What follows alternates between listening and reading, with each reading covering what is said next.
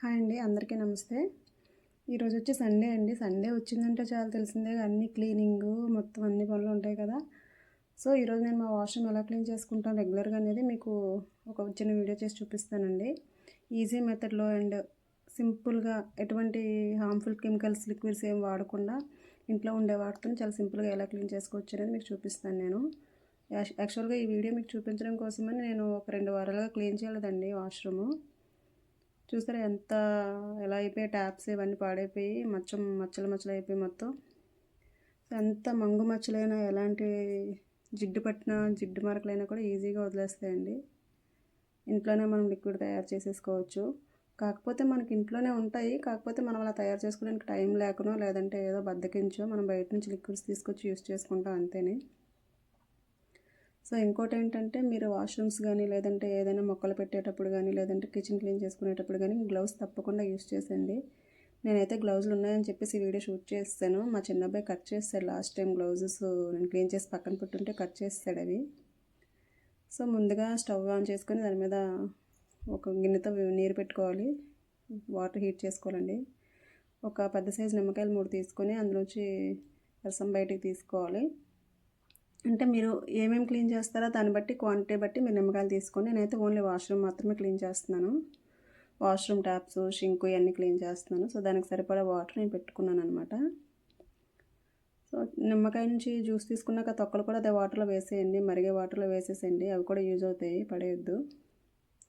బాగా మరగాలండి వాటర్. మరిగిన తర్వాత వాటిని కిందకి తీసుకొని అందులో మనం తీసుకున్న నిమ్మకాయ రసం ఉంది కదా, అది కలుపుకోవాలి.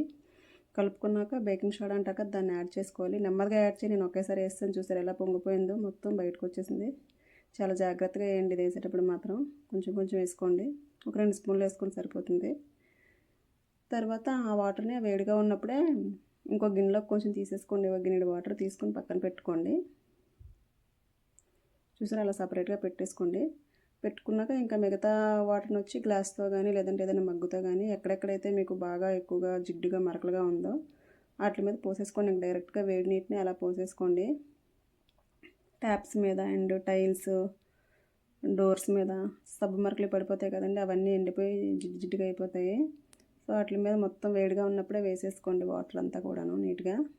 నేనైతే గ్లాస్తో పోసుకుంటున్నాను, కానీ జాగ్రత్తగా వేసుకోండి, ఎందుకంటే బాగా వేడిగా ఉంటాయి కదా వాటర్. చూసుకుంటూ వేసుకోండి. నాకైతే 2 సార్లు కాళ్ళ మీదకి వచ్చేసింది. చూసుకుంటూ వేసుకోండి.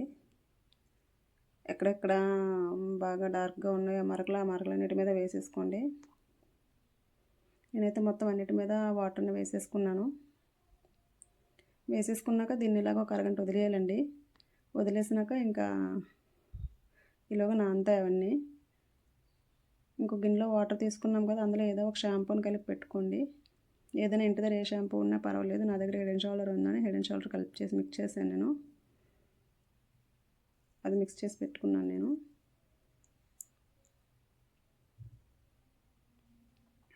ఇంతేనండి. ఈ మూడు ఉంటే సరిపోద్ది, ఈజీగా క్లీన్ అయిపోతాయి. ఉంటే వెనిగర్ కూడా యాడ్ చేసుకోవచ్చు. వెనిగర్, బేకింగ్ సోడా ఇవన్నీ కూడా మంచి క్లీనింగ్ బూస్టర్లా పనిచేస్తాయి చక్కగా క్లీన్ చేసుకోవడానికి. ట్యాప్స్ చూసారా, నిమ్మకాయలు వాటర్లో వేసాను కదా, ఆ నిమ్మకాయలతో కొంచెం రుద్దుకున్నాను ట్యాప్స్ మీద. కొంచెం బాగా ఎక్కువగా ఉంటే ట్యాప్స్ మరకలు ఇవన్నీ. స్టీల్ స్క్రబ్బర్ ఒకటి తీసుకుని ఆ స్టీల్ స్క్రబ్బర్ని ఆ గిన్నెలో ఇలా ముంచుకుంటా మనం క్లీన్ చేసేసుకోవడమేనండి. నీట్గా క్లీన్ అయిపోతాయి. ఎక్కువగా రుద్దాల్సిన పని కూడా ఉండదు, ఎక్కువగా కష్టపడాల్సిన పని ఉండదు. ఇంకా చూపిస్తాను, చూసారా, జస్ట్ చూసారా ఎలా అయిపోయింది, ఎంత ఫాస్ట్గా క్లీన్ అయిపోయిందో. కాకపోతే గ్లౌజ్ మాత్రం వేసుకోవాలండి. గ్లౌజ్ వేసుకోకపోతే చాలా పెయిన్ వచ్చేస్తాయి చేతులు. నాకు క్లీన్ చేయడం మాట ఏముంది కానీ క్లీన్ అయిపోయిన తర్వాత అండి నాకు అసలు చేతులు పని చేయలేదు, నొప్పులు వచ్చేసి మండిపోయినాయి 2 చేతులు కూడాను.